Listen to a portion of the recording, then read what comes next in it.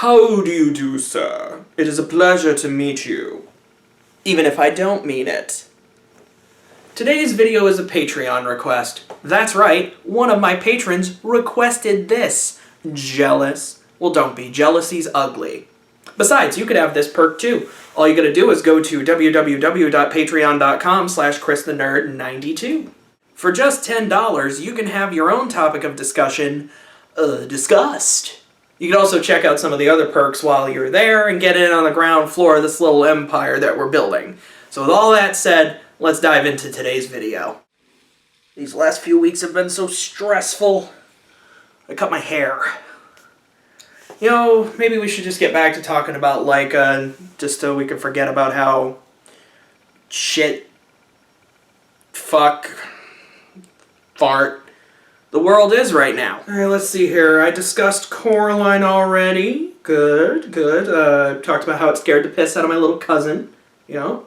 I gushed about the horror aesthetic of Paranorman, so that puts us about 2012 on this Laika line, which is the Laika timeline for those not in the know, which until just now, the only one who did know was me.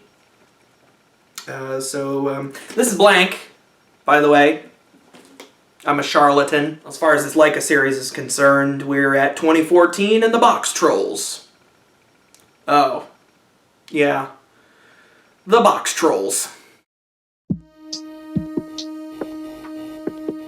The Boxtrolls is a 2014 film directed by Graham Annable and Anthony Stacchi. It stars a strong cast of Jared Harris, Ben Kingsley, and Elle Fanning. The film centers around eggs and is the heartwarming story of how hard-boiling is the best and arguably only way to eat them. Food jokes. We're doing food jokes. Or don't act like there's something wrong with me. Boxtrolls does it too, only it uses cheese as its subject and... Alright, don't get me wrong, I fucking love cheese. I don't think it works as a singular system of joke material, though. For real, though. Boxtrolls is the story of a boy named Eggs. He was taken as a baby to live with the Boxtrolls, little monsters that live in boxes and are named after whatever's on the outside. If I lived in this world and was a Boxtroll, I would want my box to be a W.B. Mason box, only because I'd be interested to know whether or not I would be referred to as W.B. Mason, or if they would call me Who But W.B. Mason, or maybe even Who But Mason. Is W.B. Mason ubiquitous enough for any of that to be funny? The Boxtrolls are seen as pests, and there is an exterminator who makes it his mission to destroy them all, so that he can become a high member of society. Eggs must avoid the exterminator and convince the town that the Boxtrolls aren't as bad as they're made out to be. I don't really know if I could call this section the Why It's Great section, because I don't really care for this movie. But I don't want to call it the Why It's Bad section, because that's not right either. It's not a bad movie. I can't call it the Why It's Okay or Why It's Alright section. I mean, that'd just be asinine. I mean, who'd watch a video about why something's alright? Don't judge me, I had to compromise. The animation and details of the sets and models only gets better with each Laika film, but I'm at a point now where good animation just isn't enough. The animation needs to tell a story. A story that has characters. Characters that are interesting. Or a world that is interesting. And I never really felt like I got that from the Boxtrolls. I've seen this movie 2 times in my life, once opening weekend and the second time preparing for this video, and between those 2 times, the only thing I remember in between them is the villain saying in a Cockney accent, "Lord Portly Rind." That's probably not good if it's the only thing I've taken away from the film in the 6 years since it's been out. Ultimately, though, I don't want to spend too much time just pooping on the Boxtrolls, because I don't think it is really deserving of a lot of negativity, and there's not really a whole lot of good things to say, and I'd also like to spend more of my time gushing about Kubo and the Two Strings, and ultimately, this Laika retrospective, or whatever you want to call it, is supposed to be positive. I'll say this, there's nothing that the Boxtrolls does that isn't better in the other Laika films, because it does a lot of the same things. For example, it has a similar town of closed-minded, easily brought to fever lunatics like Paranorman. But in Paranorman, that's actually well set up, and it adds more to the story. I also felt like the theme of the story, which is changing your nature in spite of what society expects of you, is a good one, but it's not really well explored. In fact, the first time it's ever brought up to the main character is the time when he resolves it. But it's not all doom and gloom. There were some things about this movie that I liked. Chief among them, the animation. There were some excellent little details in the film. I really liked that this being the third Laika film, they got the opportunity to kind of experiment and branch out with some of their character models in terms of their body types and facial shapes. I think the cheese allergy snatcher was an excellent example of this. They did a really great job making the characters look varied. I really enjoyed the voice cast. I think Ben Kingsley was great as the aforementioned Snatcher. I really loved the three henchmen characters, played by Richard Ayoade, Nick Frost, and Tracy Morgan. I love those three actors, and I think those three characters in specific have some of the best moments in the film. Yep, nothing terrifying about that. But you know, as much as I like those things, it didn't really do a whole lot to bring the movie above average for me. Well, obviously it didn't resonate because I wasn't a huge fan of it. Because we all know whatever I think, the general movie-going public also tends to think. Which is why Wish Upon is the highest-grossing movie of all time, and nobody saw the new Lion King. In all seriousness, though, from the numbers that I looked at, Boxtrolls didn't do half bad. Which kind of makes me angry in a way, because it completely skews my thesis that all of these films tank. I don't know, maybe the audiences of 2014 were just into this. That being said, I actually do remember the marketing campaign for the Boxtrolls, which is more than I can say for any other Laika film, outside of Missing Link, which we'll get into later. Actually, now that I think about it, I vaguely remember there being a promotional tie-in with McDonald's, where the trolls were like, they're tapping their little boxes because they're really excited to be Happy Meal toys. Did that happen? Like, am I crazy? Did that happen? Or is that like some weird Mandela effect thing? The movie had a $20 million opening weekend, respectable given its $60 million budget. It fell just short of that total here domestically, but it did really well in the foreign markets, like Australia. Man, did they love this. I don't know, maybe they like cheese too. In the last video I said focusing on the children would be a surefire way to get them into the theater, and that's clearly the case here. There's a larger focus on jokes. I mean, there's cheese all over the place. Kids love cheese. Hell, I love cheese, so they listen there. And the trolls themselves are kind of ugly cute in a way, I guess, where they're not just like scary monsters. They get them big old sympathetic eyes, so gotcha, kids. But you know something? At the end of the day, even if I only think that this film is average and it skews my thesis, I'm glad that enough people saw a Laika film. Which is more than I can say for the next film that we're going to discuss, Kubo and the Two Strings. This is one of my favorite animated films of all time. Yes, you heard that right. Not just my favorite Laika film, one of my favorite animated films, up there with stuff like Studio Ghibli, early 2000s Pixar, Disney Renaissance. Yeah, it's Kubo and the Two Strings. It shares that company. I love this movie. I've seen it half a dozen times since its release in 2016, and each time I watch it, I'm always looking for new little things to see what I might have missed in the animation because they're so detailed. I'm always looking for something every subsequent watch, so yeah, that's what I did prepping for this, and I gotta say, that's really the reason why I was so excited to undertake this particular Patreon request, because Kubo has meant so much to me over the years that I really just wanted to gush about this film, and the other films was just kind of I'll come up with something to say about those. What I really want to talk about is Kubo.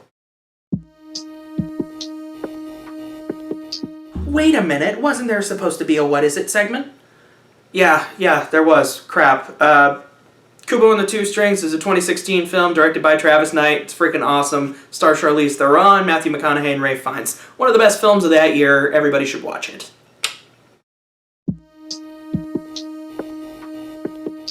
Now, if you guys would be so kind as to indulge me in getting a bit real with you, because this film can still, after all these years, make me can make this little heart misty, and possibly even a little bit Brock.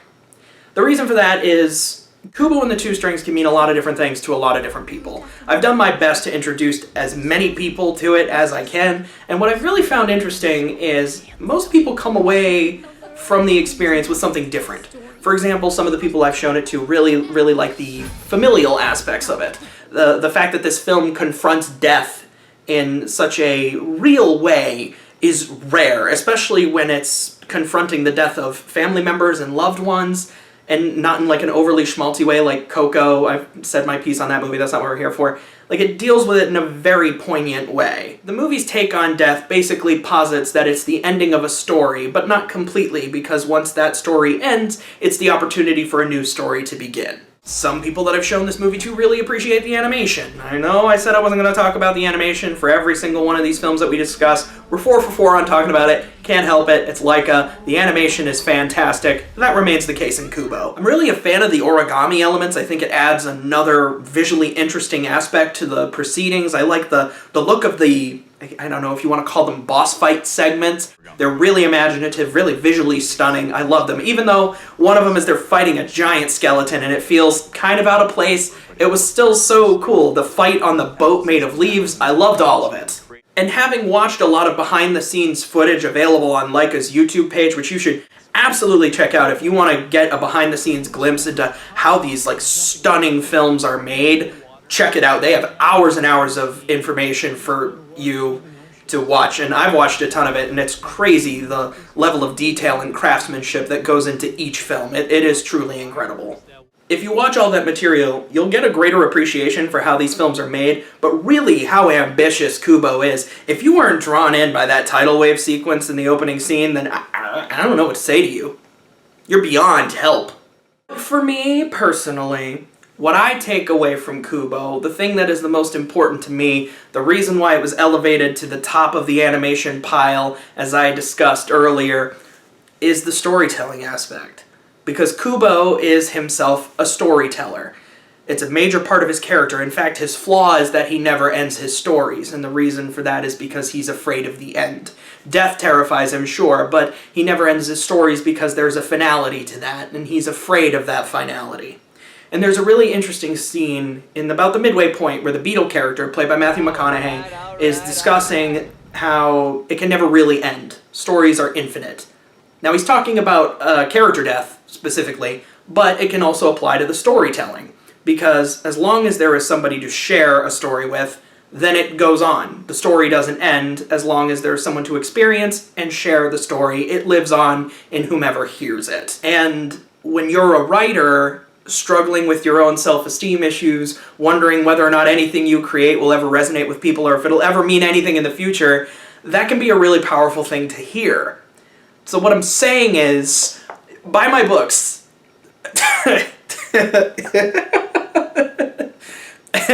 There's a new one out now on Amazon. I'll post the link in the description.